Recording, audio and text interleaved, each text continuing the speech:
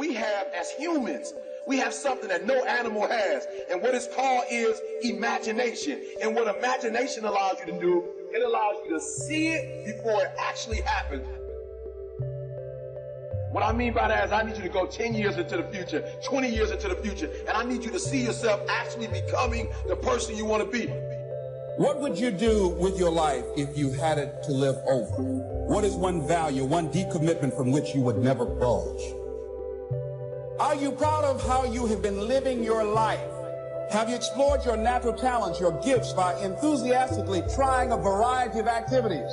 Ladies and gentlemen, a lot of us have so much talent and abilities, we just put them back on the back burner, just left them aside someplace. Never did anything with them, never brought them out here.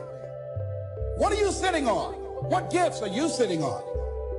Have you resigned yourself to a life feeling that nothing can be done to change your future or your circumstances? Have you been afraid to try something different because you're afraid of how people will react to you or what they will think? You gotta live in the forward. Block your whole world out. Put some music on, some classical music, right? The piano. I don't know what you need to listen to, but I want you to take 30 minutes. Go in the closet. Go in the basement. Go to the library. Go into a room alone.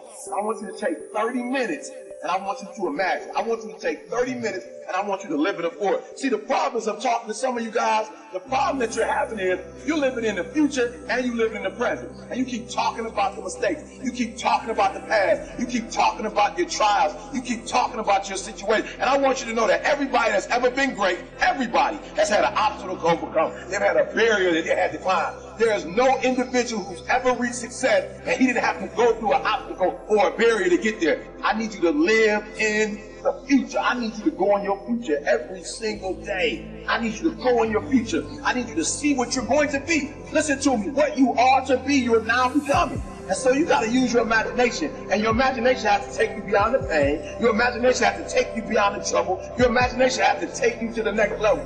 We have to see ourselves there long before it happens. If you want to take the island, and you're the head of the army, and you want to take the island, the most powerful way to take the island is burn the boats. Because if there's no way to go back, it's amazing what happens when it's a must to do something versus a should. That's what makes human beings succeed. Sometimes it's going to be hard. Sometimes you're going to look all around you and nowhere do you see success. Nowhere do you see anything that remotely looks like success. But you got to embrace the faith. You got to believe that although it's not happening right now, if you keep pressing, if you keep pushing, guess what? One day is going to be your day. That's right. I need you to say that with me. One day is going to be your day. Embrace the faith. You got to be able to see it and believe it, that when there's no evidence around you, when there's no evidence around you, when you got pain in your life, when you're tired, you feel like giving up, and you feel like quitting. When you look around you, you don't see anything that looks anything like success. You got to embrace the faith and believe that one day going to be my day. But one day can't be your day if you give up. If you quit, no day will ever be your day.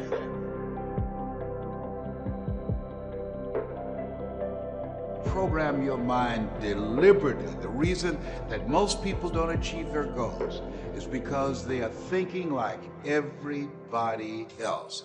16 revolutionary words. Be ye not conformed to this world. Be ye transformed by the renewing of your mind. That's an ongoing process. What are your goals? What are your dreams? Earl Nightingale was right. You don't get in life what you want. You get in life what you are. And so you want to take the time every day to listen to things that can help to program your mind positively, because at the end of the day, if you don't program your mind, it's going to be programmed. Trust me. So in the future, it's not knowledge-driven, it's the wisdom-driven. It's the experience-driven. In the past, it's the knowledge-driven, and it's the manufacturer-driven, and in the future, it's the creativity-driven. Through the resources available on the internet right now, we've profiled some of these people on the channel. We've profiled Olympic athletes whose only trainer was YouTube videos. They learned to become Olympic athletes by watching technique on YouTube videos. While everybody else lives in the world of, I don't have the resources, and I don't have the coach, and I don't have the access to the information, you have it all. You're just afraid. So how do I learn about money? So he would just break out a Monopoly game board. So I would work for free and pick up cigarette butts, and he had hotels and restaurants, and I would clean and do menial tasks. And as I got older, I started getting into office work, marketing, and accounting. I was an apprentice, basically, but I always worked for free.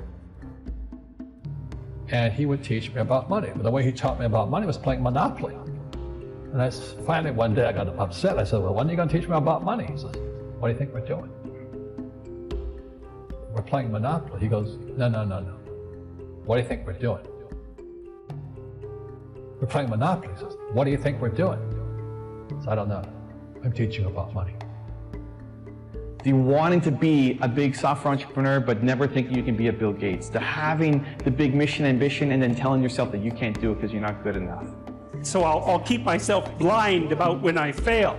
That's fine, except you'll fail all the time then. You just won't know it until you've failed so badly that you're done. And that can easily happen by the time you're 40. Like, have an open ear and use people's best suggestions. You have like 100 people who are there for you to help you create your vision, and sometimes they have a good idea. But as you're exploring around, always keep your eye out for a choice. You got to make a choice. You got to make a commitment and a decision as to what your life is going to be about. What are you going to be mastering? It's not a mission. If you don't do it, nothing's possible. If you try to do it, at least you have the hope. Calm down. There's always a way out. And keep yourself balanced. Will you wilt under criticism? Or will you follow your convictions? Will you bluff it out when you're wrong? Or will you apologize? I've had financial crashes. I've had people stab me in the back. But they're all good because I grow from it. And that's spirituality. You know, people who are afraid of making mistakes, like they teach in school, they don't ever grow. Because spirituality is there's good and there's bad. There's right and there's wrong. There's up and there's down. All of you have the potential for enormous success. You know, Don Shula, the coach of the old Miami Dolphins, he said it's the start that stops most people. And he's right. It is the start that stops most people. They're always going to get ready, to get set, to get going. What we've got to do is, boom, just like that, move into action. See, if you don't get started, you're never going to get finished. How do we do that? Start early. I believe when you wake up, you should get up. The second you wake up, get your feet hit the floor. Move into action.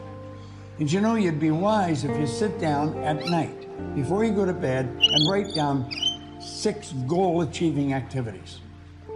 Now, that isn't go to the store, or go to the bank, or get to cleaning. It's not that. These are goal-achieving activities. Write down 6 of them. And when you wake up in the morning, you move into action. You know where you're going to go. You don't even have to think about it. Step into action and get on the first one. When you get it done, forget it and go to the second one.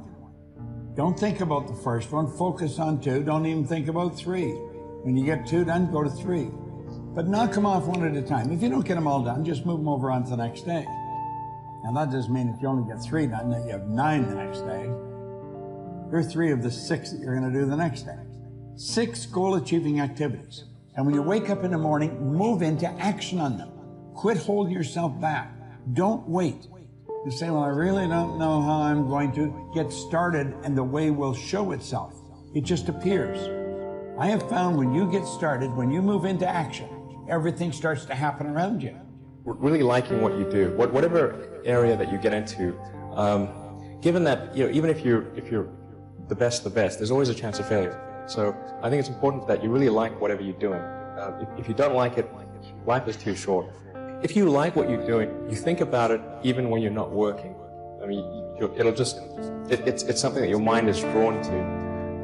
And if you don't like it, you just really can't make it work, I think. My job, one of my jobs as the leader of Amazon, is to encourage people to be bold. And people love to focus on things that aren't yet working. And that's good, it's human nature. That kind of divine discontent can be very helpful. But you really, it's incredibly hard to get people to take bold bets. And you need to encourage that. And if you're going to take bold bets, they're going to be experiments. And if they're experiments, you don't know ahead of time whether they're going to work. Experiments are, by their very nature, prone to failure. But big successes, a few big successes compensate for dozens and dozens of things that didn't work. So, you know, bold bets, AWS, Kindle, Amazon Prime, our third-party seller business, all of those things are examples of bold bets that did work, and they pay for a lot of experiments. I've made billions of dollars of failures at Amazon.com, literally billions of dollars of failures. And you know, you might remember Pets.com or Cosmo, or, you know, give myself a root canal with no anesthesia very easily. None of those things are fun, but they also, they don't matter. What really matters is companies that don't continue to experiment, companies that don't embrace failure, they eventually get in a desperate position where the only thing they can do is make a kind of Hail Mary bet at the very end of their corporate existence. Whereas companies that are, you know, making bets all along, even, you know, big bets, but not bet the company bets. I don't believe in bet the company bets. That's when you're desperate. That's the last thing you can do.